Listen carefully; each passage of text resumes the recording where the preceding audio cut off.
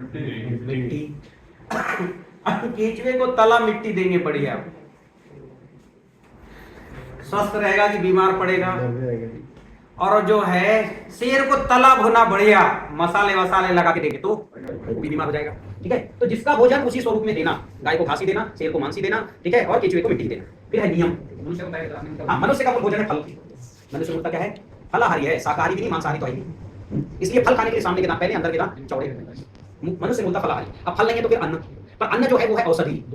अन्न क्या है? तो अन्न तब खाना जब फल ना मिले या बीमार हो, तब औषधि। अन्न औषधि में नहीं आते, अन्न जो है फल में नहीं आते, और अनाज में भी अन्न औषधि में आते हैं। जो जड़ मूल से उखाड़ ली जाए औषधि कहलाती है। ठीक है, यम नियम। आहार क्या है?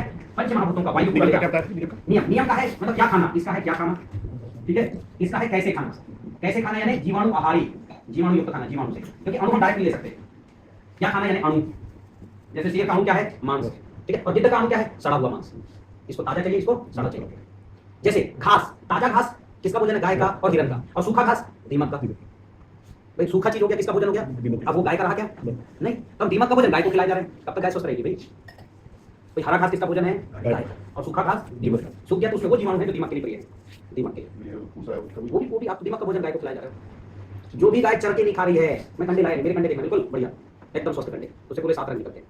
तो अब सूखी चीज गाय को खिला रहे हो तो गाय जिंदी तो रहेगी और उसका वो तेज नहीं रहे। लेकिन हरा घास को फर्मेंट कर दो, फर्मेंट यानी वो जो स्लाइस बनाते हो अचार, तो भी गाय को प्रिय है, क्योंकि हरी चीज का हमने अचार बना दिया।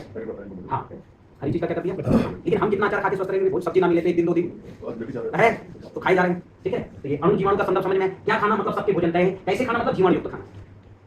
अब गिद्ध के लिए जो है मांस रहेगा, जितना सड़ेगा उतना गिद्ध स्वस्थ रहेगा, और मांस जितना ताजा रहेगा उतना शेर। आप कंसेप्ट समझ गए ना। आपको फल खाना, लेकिन पक्का फल खाना। अब आम कच्चा रहता तो खट्टा रहता कि मीठा? कितने दिन में मीठा हो जाता है अपने आप? 2 दिन में हो जाता है मीठा, बढ़िया पका आम बस 2 दिन में एकदम मीठा नेचुरल। अब देखो खट्टे को मीठा चाइना में भी नहीं है कोई, उन्हें भी नहीं बना पाया आज तक जो खट्टे को मीठा कर, लेकिन जीवाणु कितने दिन में कर रहे हैं? और हवा में, मतलब इतने ज्यादा सारे जीवाणु हैं हवा में, सिस्टम के अंदर इनबिल्ट है, खट्टे को मीठा कर दे रहा है, ये कोई नहीं कर सकता। और जितना मीठा उतना जीवाणु उसमें है। दूध को दही बन गया, क्या है उसमें? लैक्टोबैसिल। जितना लैक्टोबैसिल उतना बढ़िया दही, उतना मक्खन, उतना घी। तो जीवाणु युक्त करके तो दूध को दही करना, पर हमें ज्यादा जीवाणु नहीं खाना, हमें इतना सा खाना है। पर दही से जो छाछ निकले वो खूब पीना है, इसलिए लंबा गिलास पंजाब में दही इतना सा खाना चाहिए, कटोरी भर खाना, क्योंकि हाँ नहीं इतना सा बस जीवाणु। लेकिन दही आ गया तो उसमें जो है हमने काली मिर्च मिलाना चाहिए। क्यों? तो दही कफकारक है। दही होता तो पित्त वर्धक है, पर आजकल जो बंद फ्रिज से आते हैं वो कफकारक ही होते हैं। वो फिर आप जब तीखा मिलाओगे तो जीवाणु डैमेज होंगे। ठीक है, नेचुरल तो नहीं खा सकते, इतना खाने का नहीं चाहते, काली मिर्च मिलानी चाहिए। मीठा मिला सकते हैं, और मीठा एसिडिक होता है, उससे जीवाणु जरूर मर जाते हैं, तो मिला के खाना चाहिए। हाँ खाओ, ऐसे भी खा सकते हो, कोई बात नहीं, पर ताजा नहीं खाना चाहिए। ताजा का मतलब जिंदे नहीं खाना।